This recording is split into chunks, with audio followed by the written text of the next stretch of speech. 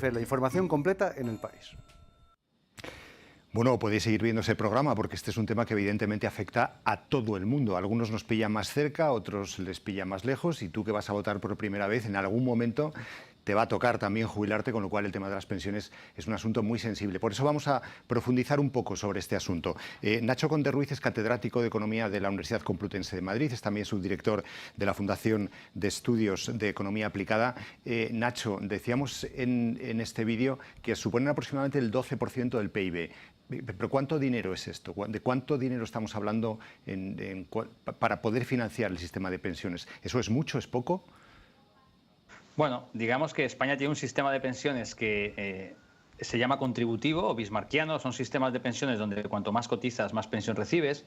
Es un sistema de pensiones que ahora mismo está movilizando en torno a 13 puntos de PIB, ya los ha superado de hecho, y bueno, por motivos de la longevidad, de que cada vez los trabajadores viven por más tiempo, que son también buenísimas noticias, pues digamos que las proyecciones demográficas te hacen ver que el gasto podría llegar a superar el 16, incluso llegar al 17% del PIB. Esto hace pues que prácticamente sea la principal partida de los presupuestos generales del Estado, y del gasto social pues prácticamente es bastante más de la mitad, ¿no? Estos días, sobre todo, digamos que lo que unos y otros están prometiendo, y que además lo anuncian porque es pactado, es que se revalorizarán las pensiones conforme al IPC. Por ejemplo, uno de los responsables de Economía del Partido Popular lo decía así hoy. Lo hemos votado en el Pacto de Toledo, lo votamos en lo que nos llevaron al Senado, lo hemos afirmado todas las veces, y aquí lo que sí que hay que matizar es: el que congeló las pensiones fue Zapatero, con el voto favorable de Sánchez, y el que ha incorporado en el decreto de Escrivá la posible rebaja de las pensiones es Sánchez. Datos objetivos. Por tanto, lo dicen claramente, que es algo que preocupa mucho a la ciudadanía. Sí, pero hay algunos que han intentado desviar hacia otro lado. Nosotros, categóricamente, sí, revalorización de las pensiones al IPC. Perfecto, sin ninguna matización. IPC, lo que votamos en el Pacto de Toledo. Y fíjese, no solo lo que votó el Partido Socialista y el Partido Popular, es que hubo más partidos. Sería injusto que intentásemos arrogarnos ese mérito, lo que hicimos el conjunto de partidos. ¿Es realista o es demasiado arriesgado garantizar que las pensiones van a subir siempre con el IPC, Nacho? Bueno, yo creo primero que esto está en la reforma, ¿no? Del año 2021 se ha acordado que las pensiones no deben perder poder adquisitivo. Yo creo que en líneas generales, en situaciones normales, esto es una buena propiedad de un sistema de pensiones, porque imaginemos una persona que se jubila con una pensión y que cuanto más tiempo sobrevive, pues esa pensión cada vez le da menos capacidad de compra. Y claro, la jubilación es que la gente no sabe cuánto va a durar, la gente no sabe cuándo va a fallecer, y por lo tanto digamos que te genera una angustia si estás sujeta a una renta que, digamos, cada vez tiene menos capacidad de compra. Esto no quita que en episodios tan inflacionistas muy atípicos como el que hemos vivido el año pasado, que por estas fechas la inflación estaba por encima del 10%, digamos que se debería pensar en que hay una cierta válvula de escape en situaciones como esa para que las pensiones más bajas sí que subieran con el IPC, el 8,5 que fue el año pasado, pero en una situación como esa yo creo que las pensiones más altas deberían entrar dentro del pacto de rentas y dentro de lo que sería la subida de los trabajadores, la subida de salarios. Pero como digo, yo creo que esta es una buena propiedad, está, por así decir, acordada dentro de la reforma que se hizo en esta legislatura, y yo creo que es una buena propiedad de un sistema de pensiones con esas válvulas de escape que he mencionado de situaciones de inflación tan elevadas. Es verdad, de todas formas, Nacho, que sobre todo la gente más joven tiene asimilado un discurso que se repite con esa edad y con gente no tan joven, decir, yo cuando me jubile ya no voy a tener pensión, no me va a tocar nada. ¿Hasta qué punto esto puede ser posible? Y en cualquier caso, ¿qué riesgos hay en el sistema de pensiones pensando en el futuro, pensando en lo que tú decías, que cada vez vivimos más? Sí, yo creo que un sistema de pensiones, digamos que es perfectamente compatible que tenga la propiedad de que las pensiones no pierdan poder adquisitivo, siempre y cuando no haya episodios como los que hemos vivido, que ahí, como digo, hay que tener válvulas de escape, con que sea sostenible. Lo que pasa es que es cierto que la estrategia también seguida en esta reforma, que como digo, tiene una parte positiva, que yo la comparto, que es que se respete el poder adquisitivo, la vía que han elegido para poderlas financiar es la vía de subir cotizaciones sine die. Y claro, esto suena bien a lo mejor cuando lo estás pensando hoy, pero si ves las implicaciones que tiene al futuro, lo que hay que entender es que el sistema de pensiones se tiene que adaptar a los cambios en la longevidad. Es decir, tú tienes un sistema de pensiones perfectamente viable para que las personas se mueran en esperanza de vida media a los 77, 78 años, y si ahora te están sobreviviendo hasta más de 90 años, pues digamos que lo tienes que adaptar, porque si no, lo que está ocurriendo con el envejecimiento es que donde ahora hay 3 trabajadores que están, hay 3 personas en edad de trabajar, por así decir, pagando una pensión, en 2 décadas y media va a haber una persona y media, ¿no? Y lo que la gente olvida cuando habla del sistema de pensiones es que no es como la sanidad o la educación, que tú recaudas hoy y hoy gastas. El sistema de pensiones, yo por ejemplo, y los que estamos trabajando, estamos pagando las pensiones de los que están ahora jubilados, pues confiamos que la siguiente generación va a hacer lo mismo que nos van a hacer lo mismo, nos van a seguir pagando a nosotros. Pero claro, yo puedo desear que, a pesar de que mi generación va a vivir mucho más que la generación de mi padre, decir, a mí me da igual que los jóvenes del futuro me tienen que pagar a mí, aunque sean 1,5, en vez de haber 3 para pagar la pensión, me tienen que pagar lo mismo. Si creemos que esa es la solución, lo que estamos haciendo es que le estamos imponiendo una carga muy grande a los jóvenes y sobre todo estás prácticamente absorbiendo todo el margen fiscal hacia un gasto como son las pensiones, que va a hacer pues que sea mucho más difícil financiar otras partidas que seguramente serían mucho más justas y que también pudieran beneficiar a los jóvenes. Por lo tanto, yo creo que el reto que queda por delante para la siguiente legislatura es que, bueno, que sí que es verdad que se puede aumentar un poco la recaudación, pero esa no puede ser la única vía para garantizar la sostenibilidad, sino que tienes que asumir que el sistema tienes que adaptarlo a la nueva longevidad.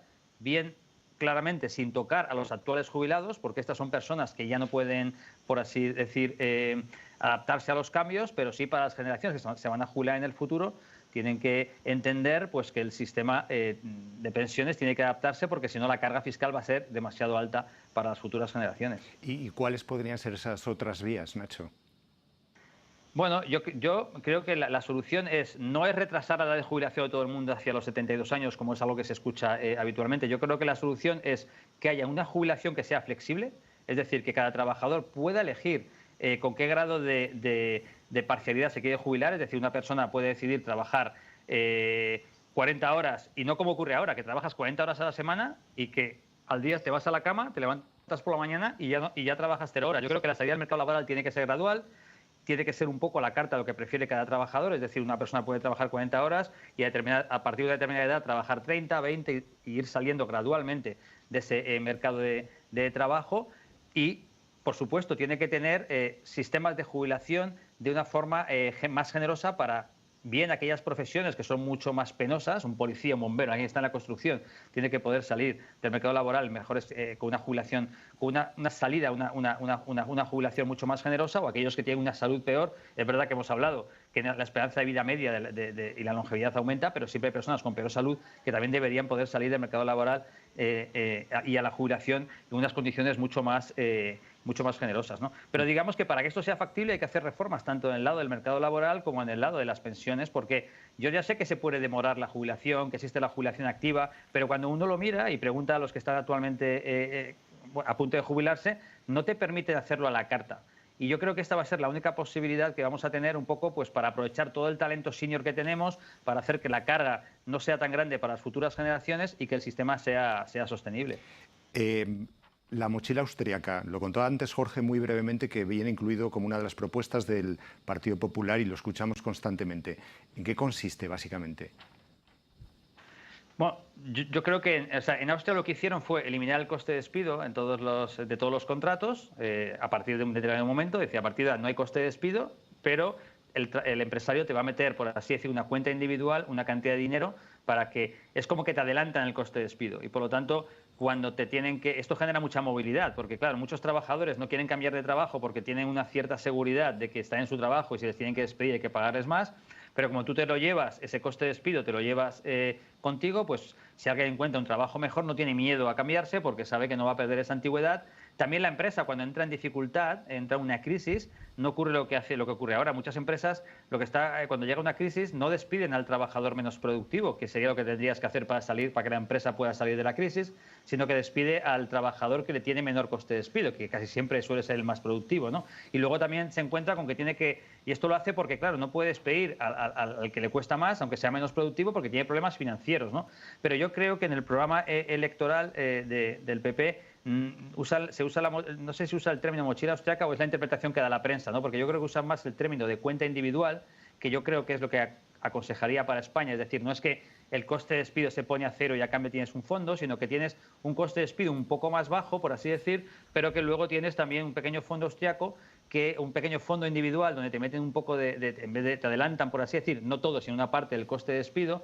¿Y qué ocurre? Que esto puede ser útil porque generará también cierto incentivo a la movilidad, y luego yo creo que si se implementara debería abrirse su uso, no solo usarse cuando te despiden o cuando te jubilas si no lo has usado, sino también que pueda ser usado a lo largo de toda la vida para ese trabajador que quiera, por ejemplo, invertir en su capital humano, hacer un curso, formación. Le deberían dejar también desinvertirlo para hacerlo, ¿no?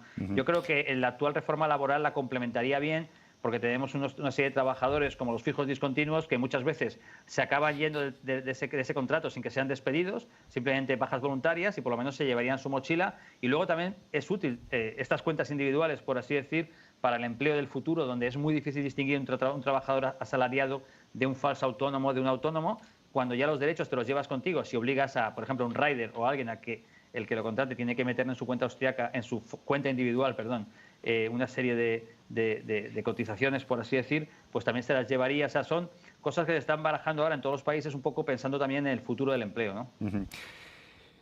Nacho Conde Ruiz, en cualquier caso es un tema que es tan sensible que lo ideal es que se haga por consenso de todas las fuerzas políticas, ¿no?, como ha sucedido en el pasado.